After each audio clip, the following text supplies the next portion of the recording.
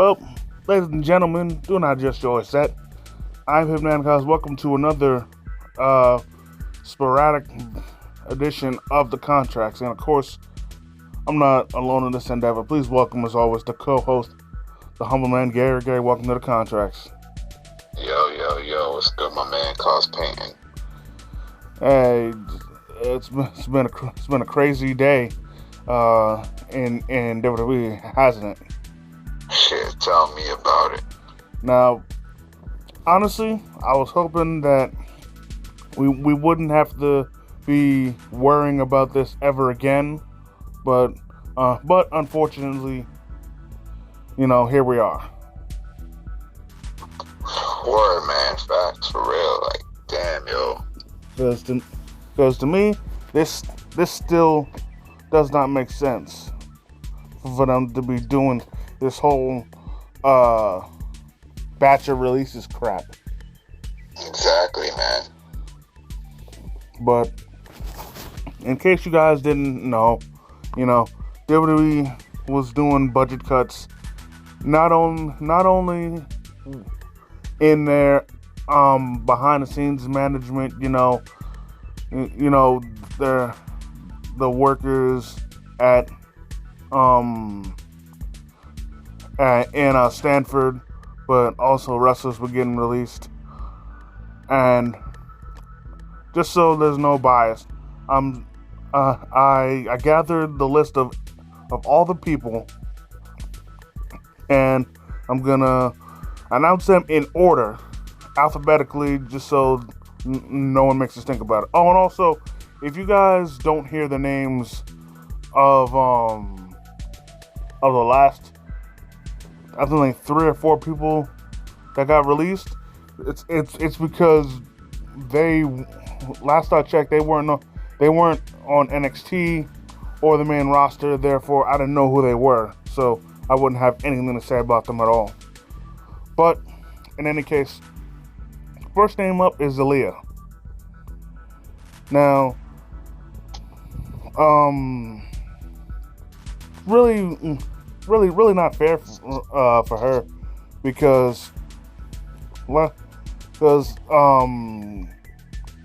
she really caught a bad break, because after she won the women's tag titles with Raquel Rodriguez, I think she got injured, and she hadn't been on TV since, and that was a year ago. And part of me would like to think that she long healed from the injury, but they just hadn't put her on TV. And now, because of this, she isn't ever gonna be on TV. Yeah, man, that's a fact, man. That's friggin' crazy, because she was a great talent, and firing her out is, I ain't gonna debate you there. That wasn't fair for her. Yeah, and I was never her biggest fan, but it seemed to me that she was starting to hit her stride, as a women's tag team champion. But here we are. Right. Exactly. Moving on, this one definitely came out of nowhere. Dabba-Kato. Oh yeah, man. I know they really didn't have him in storylines or anything, but they were still doing stuff with him. So, so this really came off as a shock. It really did. I mean, he wasn't exactly on TV every week, but they were still doing something productive with him. So I thought maybe they were gonna have something lined up for him down the road. Yeah, exactly. But I guess it just wasn't meant to be. Yes, correct. Up next, Dana Brooke. Oh man. Oh, sorry. Go ahead. That's one of the ones that pissed me off a lot, because I was a huge fan of her, and she's one of my main favorites, and they brought her back to NXT to do what she was doing. I was really pissed off at that.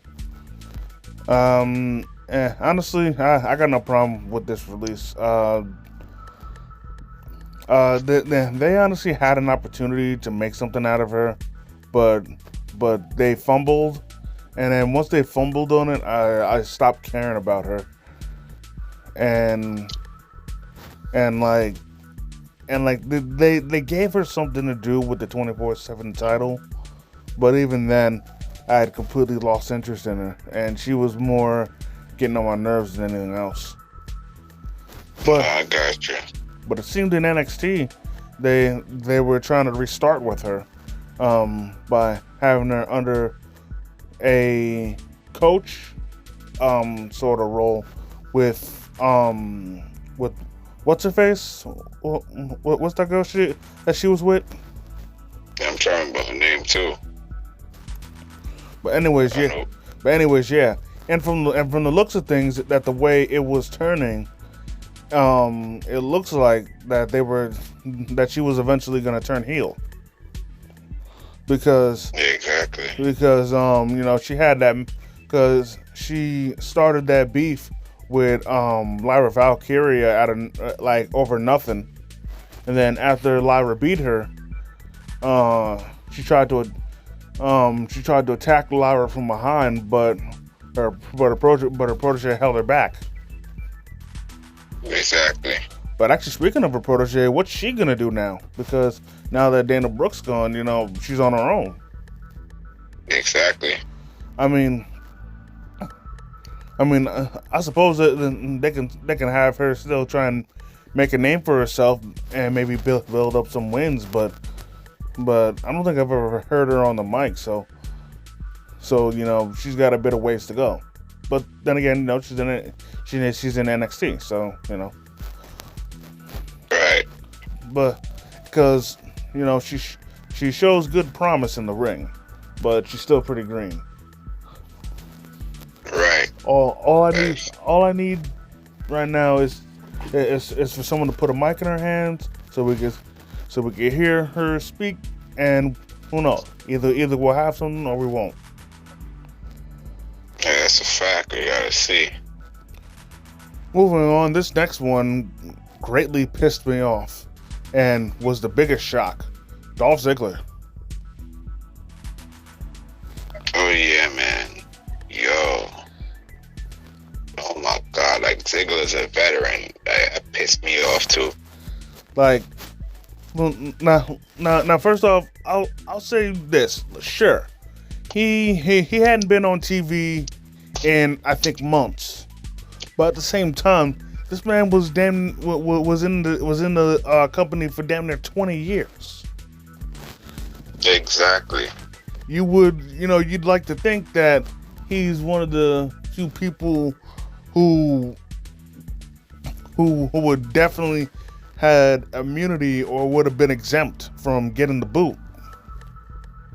Exactly. But man, it's some bullshit. That's right. It really is. But I tell you what, for what it's worth, unfortunate, as satisfied as I am with Dolph's career, because he has accomplished a lot, unfortunately, his career, unfortunately, is still defined by two words: what if? Because Dolph, it's been long documented, long said, long praised that Dolph has all the tools as a wrestler, and he has the mic skills, he has the charisma, he has it all, but so many times WWE has refused to pull the trigger on him. Sure, exactly. He's a two-time world champion, but both title reigns really didn't do much, and they weren't as satisfying as when he won the title. Because the first title run, I'm actually surprised he even counted, because Vicky awarded him the title.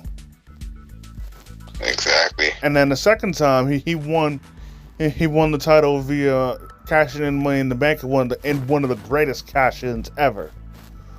But exactly. but unfortunately, his own screw up cost him his title. That's Cause, correct. cause and I'm not talking about the concussion he suffered. The thing was, because they used the concussion as a cover up, in which he unfortunately failed the wellness policy, so he was suspended for 30 days while as world champion. And then immediately when he came back, he dropped the title back to Del Rio. Oh yeah. And then he never got back to the mountaintop since then, even though he should have been. That is correct.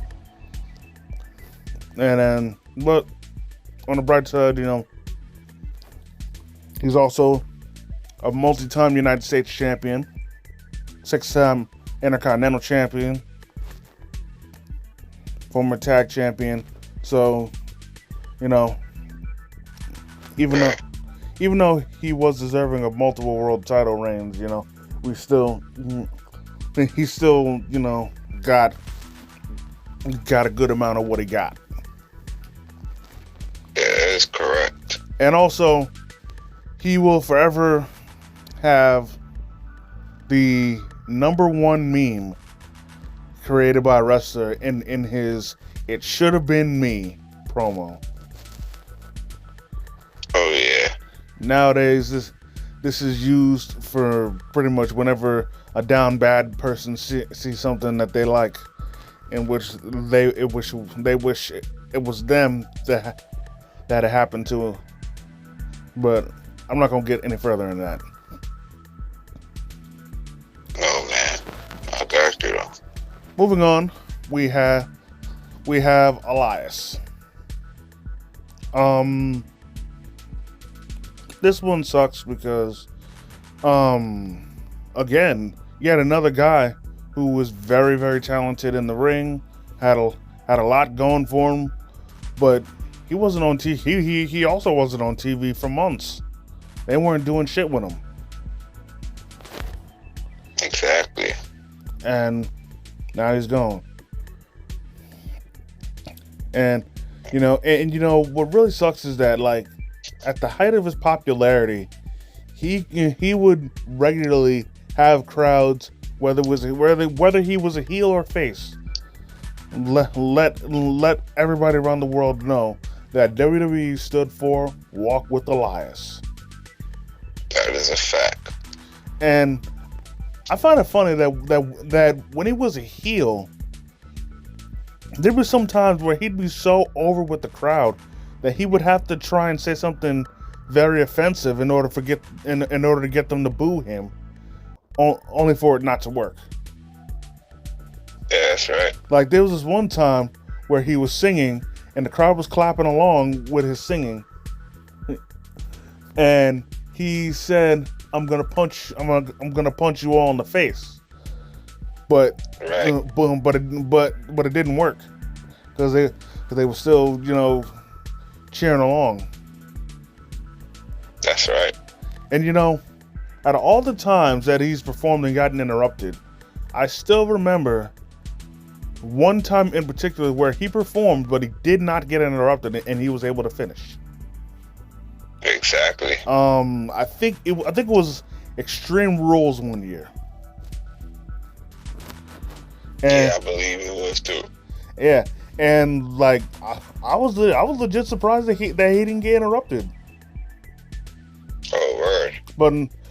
But as a matter of fact, I was glad he didn't get interrupted because even nowadays I get sick of him getting interrupted while he's performing a song. I got you.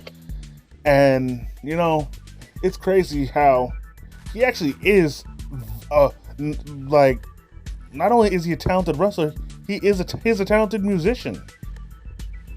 Oh yeah, exactly. Like, I loved the days of the Thunderdome where this dude performed that song Amen, with his band, with that band and everything, and he killed it, man.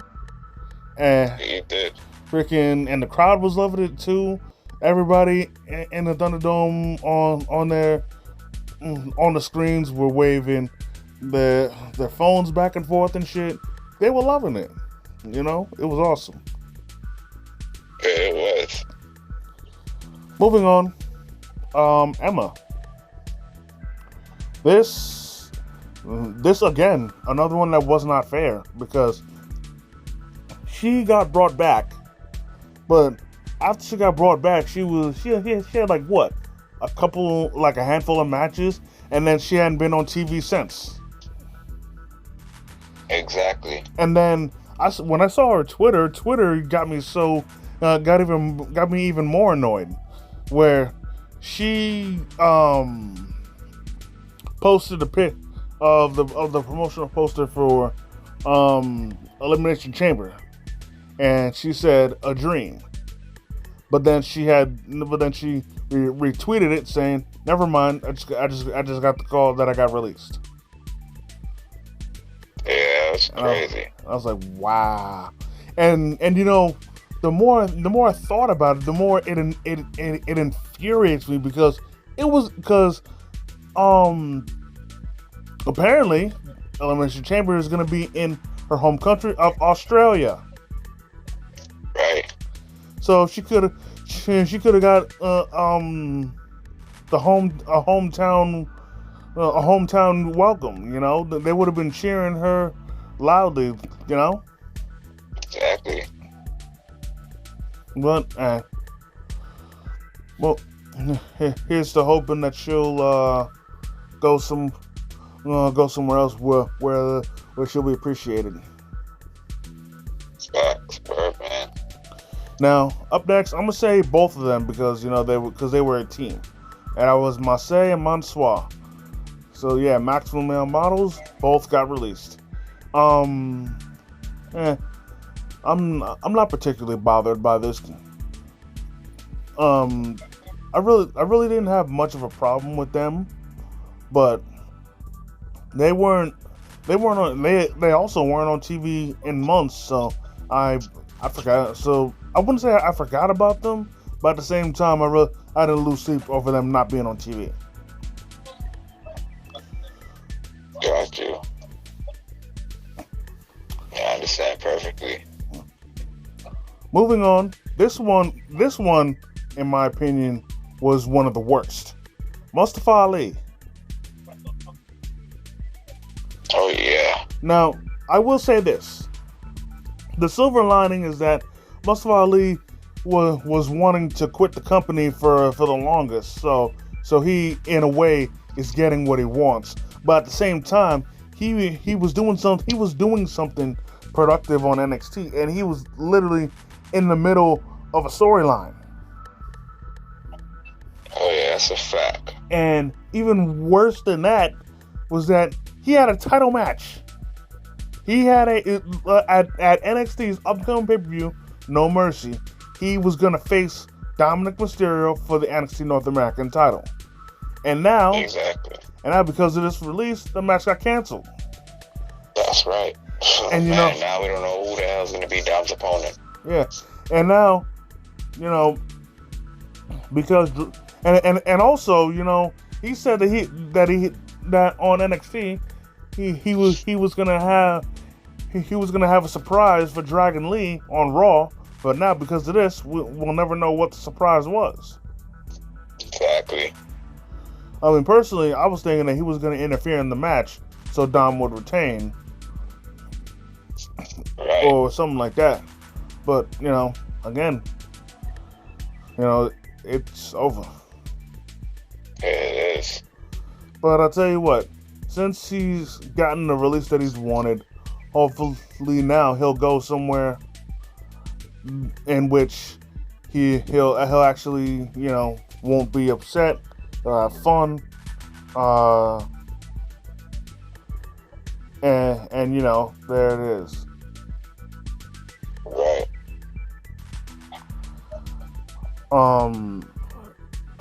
Moving on. Quincy Elliott. I got no issue with this release. he wasn't doing much, and at the same time, I really didn't have the best opinion of him. I mean, I didn't go as far as Booker T did it with how much he didn't like him, but even still, Right. honestly, I think he might have had a good idea on paper, but in my opinion, I don't think it was ever going to work out. Oh, no, I understand perfectly. I mean, I got you. I mean, personally, the gimmick, just screamed Velveteen Dream. But, but he number one damn sure does not have the physique that Dream has, and two, That is correct. he doesn't have the mic skills or in ring skills. Yep, wouldn't depict you there at all. But I will admit, promo wise, charisma wise, he at least was trying. I will give him that. He was at least trying. That's right. But that move that he did in the corner, that's mad annoying. That's mad nasty. And I'm not talking about the bonsai drop. I'm talking about the other move. Those 10 things in the corner. I'm not expanding. I think you know what I mean. Oh yeah, I do. Moving on. This one sucks. Rick Boogs. For real. He really wasn't on TV much. Honestly, last time he was on TV, he was in a tag match with LA Knight. Yeah, exactly. And then he wasn't on TV anymore after that.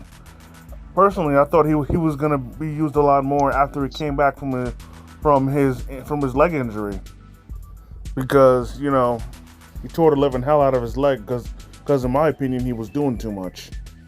Don't get me wrong, he's strong as hell, but there comes a time and a place where you can show off your strength by doing certain things, but you gotta know your limits and know what to do and what not to do. Right. And him trying to lift up both the Usos was a bad move. Right. But also I will say this: there's one thing that Rick Boogs did that we're never gonna see again, and because of that, it still impresses me that he did it to this day. And that's, to this day, Rick Boogs is the only wrestler that first appeared in WWE as a jobber, but in that one appearance as a jobber, he got over with the crowd. Yeah, that's a fact. To think, he was a jobber, but yet he got over with the crowd and on that night. That's right. Actually, no way, because also James Ellsworth got over with the crowd, but that was because of because of that phrase that he said. Any man with two hands has a fighting chance. But even still, Boogs still got himself over. And then what I loved even better than that was that after NXT went off the air, Right. they brought him back out to entertain the crowd. Right. And I'll admit I loved how he was pretending to, how he was being an imaginary band, an imaginary one-man band, freaking doing the air guitar, playing the drums, and doing that high-pitched scream. Like it was perfect. And Yeah, it was. and I'm honestly, I hope that he that he definitely goes somewhere else, because no way a guy that talented should should uh should stop. You know. Exactly. Moving on, Rick Moss, or if you remember him, Madcap Moss. Oh yeah. Personally, I was glad they changed his name back to Riddick Moss, but really didn't matter because he was only on TV for one match under Riddick Moss again after they changed it back, and then he wasn't on TV since. Oh yeah, that is correct. But maybe now, since both him and Emma are released, they can maybe they can focus more and more on each other as they go maybe try and look for another company to be with. Right. Um, That's a fact. I wouldn't debate you like, yeah, word. We'll see. yeah. Um. And then I'm trying to think. Yeah, most people don't remember that way back when on NXT he had a brief team going with Tino Sabatelli back on NXT, in which they were rich guys, rubbing their wealth in people's faces. But Right. but they eventually had a falling out as a team, and then Tino got released. But of course, Tino, he's already hit the jackpot because he's with Mandy Rose. Oh yeah. Moving on, this one, even though it's really nothing bad came from it, Shanky. Well, honestly speaking, that was somewhat of a shocker too, somewhat not, but they wasn't really doing much with them. I mean, from what I remember, he actually had a match at their show in India, and that was his first match in like many months. And in my opinion, after Jinder Mahal started managing Indus they should have just had him on TV, doing his own thing. That's a fact. Because before Jinder got injured, they were teaming together, and Shanky was teasing a face turn. Exactly. Because what happened was that whenever they came out, he began to start dancing to Jinder's theme, to the point where he'd be dancing with the New Day, he'd be dancing with Samantha Irvin, and the crowd was getting into it. That's right. And hell, he was even dancing to the New Day's theme. But once Jinder got injured, they took Shanky off TV with him. Exactly. And it's a shame. I wish all the best for him, but hey, it is what it is. Next one, it's pretty infuriating. Shelton Benjamin. Yeah, man, it pissed me off too, man. And let me tell you something. If Dolph Ziggler's career was a big what if, Shelton Benjamin's career was that, but double or triple. Because even at the age he is at now, he is still one of the most athletically gifted performers in wrestling history. Right. He's absolutely amazing in the ring. Oh yeah. And he has the mic skills and charisma to back it up. But yet, so many times, WWE refused to pull the trigger on him. That's a fact. Where, like, when he first got drafted to Raw, honestly, he should have been, world champion at least once. But they refused to pull the trigger on him. Exactly. And he's had so many great moments and done so much good shit that, he honestly deserves more title wins than what he has.